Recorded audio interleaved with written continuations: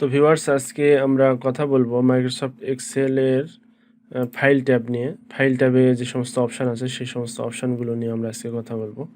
তো আমি ফাইল ট্যাবে ক্লিক দিলাম, দেওয়ার পরে দেখেন এখানে ইনফো, অর্থাৎ আপনার এই ফাইলটার ইনফো এখানে দেখাবে। এটার প্রয়োজন তেমন নাই। নিউটা হচ্ছে আপনি কোন ধরনের ডকুমেন্ট নেবেন, ব্ল্যাঙ্ক নেবেন নাকি রেডিমেড কিছু ডকুমেন্ট স্টাইল থাকে সেগুলো নেবেন, এটার জন্য এটা দিছে। আমরা এখানে সাধারণত ব্ল্যাঙ্ক নিয়ে থাকি।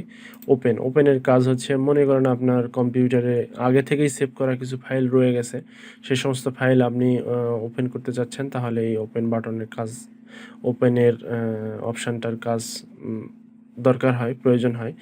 দেখেন আমি আজকে কি ফাইল ওপেন করছি সেটা এখানে দেখাচ্ছে, গতকালে কি ওপেন করছি সেটা দেখাচ্ছে, দিস উইক মানে এই সপ্তাহে কি ওপেন করছি সেটা দেখা যাচ্ছে লাস্ট উইক। এভাবে পুরাতন এই বিষয়গুলো এখানে দেখায় আর কি। আর সেভের বিষয়টা হচ্ছে যে, মনে করেন আপনি এই যে আমার এই ফাইলে অনেকগুলো তথ্য আমি আগে থেকেই লিখে রাখছি, তো এই সমস্ত তথ্য যদি আমি চাই যে এগুলো লিখে রাখছি এর সাথে আরও কিছু তথ্য লিখে আমি ওটাকে সেভ করে রাখবো, সেক্ষেত্রে আমার হচ্ছে সেভ অপশানটা কাজে দেয়। তো এখানে আমি 300 লিখলাম, লিখে এখানে ফাইলে এসে এই যে সেভ দিলাম। এখান থেকেও সেভ দেওয়া যায়। আপনি চাইলে অন্য আরেকটা পদ্ধতি আছে, সেটা হচ্ছে এই যে এখানে কুইক অ্যাক্সেস টুলবারে যে সেভ বাটন আছে এখানে বা কমান্ড আছে, এখানে আপনি সেভ দিতে পারেন, তাহলে এটা থেকে যাবে। আর যদি আমরা সেভ এইভাবে না দিই তাহলে কি হবে, কি পরিস্থিতির সৃষ্টি হবে সেটা আমি দেখাচ্ছি। এখানে লিখলাম 2000, দেখেন আমি চাচ্ছি যে এটা রাখবো কিন্তু আমি সেভ দিইনি, তাহলে এটা যদি আমি কেটে দিই, দেখেন আমাকে একটা ওরা মেসেজ দেবে যে আপনি কি এটা সেভ করতে চান না। যদি আমি সেভ করতে চাই তাহলে এখানে আমাকে সেভ দিতে হবে, দেওয়ার পরে তাহলে এটা কি হবে, বন্ধ হয়ে যাবে, এটা সেভ হয়ে বন্ধ হয়ে যাবে। দেখেন আমি আবার ওপেন করতেছি, ওপেন করলে দেখেন এই যে আছে এটা। তো আর আপনি যদি মনে করেন যে এটা সেভ দিবেন না, দেখেন আমি এবার সেভ দিব না, ডু নট সেভ দিলাম, এই যে দেখেন এবার ওটা থাকবে না। তো এই যে ওপেন হচ্ছে, একটু সময় লেগেছে, এই দেখেন নাই। তো এই বিষয়টা হচ্ছে যে আপনি কোনো কিছু যদি সেভ করে রাখতে চান ফাইলে, তাহলে ওটা ওই আগের নামকরণ করা আছে মনে করেন ফাইলে, তাহলে সেই ফাইলে যদি নতুন তথ্য ঢুকাতে চান তাহলে ওই সেভ অপশানটা কাজে দেবে। আর আপনি এখন এরপরে আমরা যে অপশানটা দেখব যে সেভ অ্যাজ বিষয়টা কি, যে আপনি চাচ্ছেন এই ফাইলটা এখানে থাকবে, আমি এখানে 2 নাম্বার ফাইল আছে, নিউ মাইক্রোসফট এক্সেল ওয়ার্কশিট 2 আছে, আমি চাচ্ছি যে 3 নামে একটা ফাইল বানাবো। তাহলে কি করতে হবে, ফাইলে গিয়ে এই যে সেভ অ্যাজে ক্লিক দিবেন, দিয়ে ডেস্কটপ দিবেন। দেখেন এখানে 2 আছে, আমি এখানে 3 করলাম। কিভাবে করলাম, এটা কিবোর্ডে আমি এটাকে করলাম, মানে এই সবুজ কালিটা সরায় দিয়ে এটা করলাম, করে এখানে সেভ দিলাম। সেভ দিলেই সেভ হয়ে যাবে। তো আমি তার আগে আরেকটা বিষয় দেখাবো যে মাইক্রোসফট এক্সেলে মাইক্রোসফট অফিস 2007-এর পরের ভার্সানগুলো 13, 16 এই সমস্ত মাইক্রোসফট অফিস ভার্সানগুলোতে পিডিএফ করা যায় ফাইলকে সরাসরি। আর হচ্ছে 2007-এর আগের ফাইল, মানে আগের সফটওয়্যারগুলোতে সরাসরি মানে পিডিএফ করা যায় না। তো এই জন্য পিডিএফ করার জন্য আমরা অনলাইনের হেল্প নিয়ে থাকি ওই সময়, মানে অর্থাৎ 2000 অফিস 2007 ভার্সনগুলো আমরা যারা ব্যবহার করি, তারা মাইক্রোসফট অফিস 2007 যারা ব্যবহার করি তারা অনলাইনের হেল্প নিয়ে পিডিএফ করি। আর এখানে ডিফল্টভাবে এরা এই 2016 অপশান 16 মাইক্রোসফট অফিস 2016 যেটা আছে সেটাতে হচ্ছে যে পিডিএফ করার অপশান ওরা ডিফল্টভাবে দিয়ে রাখছে। তো এখানে পিডিএফ অপশান আছে, এখানে পিডিএফ দিয়ে যদি আমি সেভ দিই তাহলে এটা পিডিএফ হয়ে যাবে।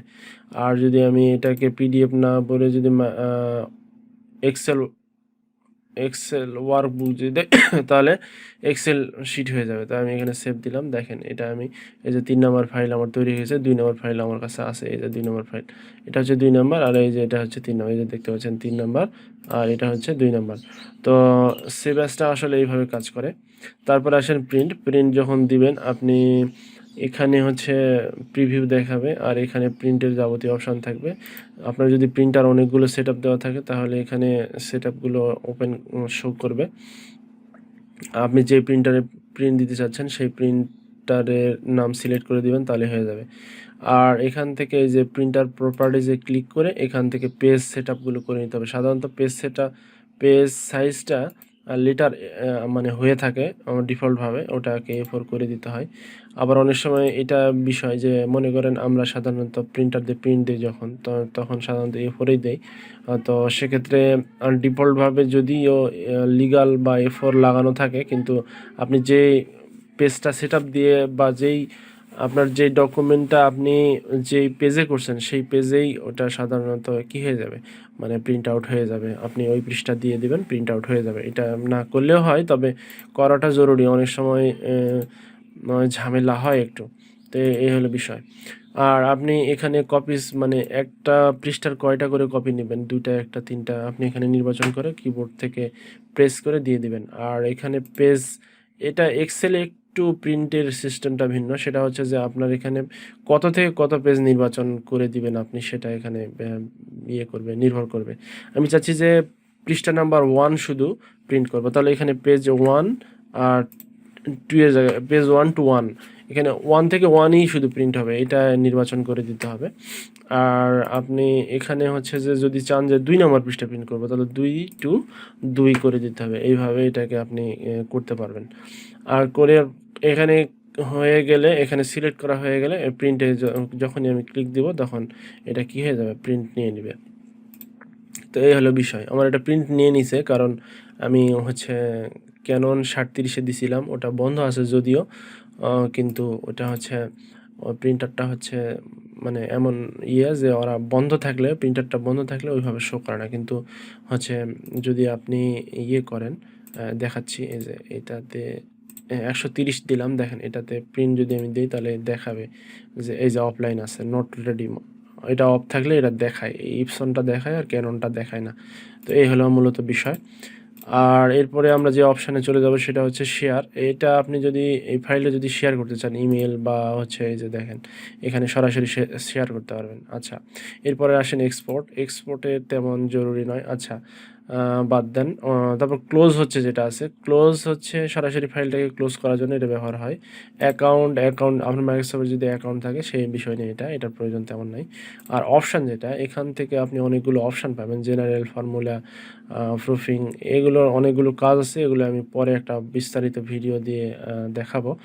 আর যদি কোনো কিছু বুঝতে না পারেন তাহলে অবশ্যই কমেন্টে জানাবেন, আমি অথবা গ্রুপে পোস্ট করবেন, তাহলে আমি অবশ্যই এটার সমাধান দিব।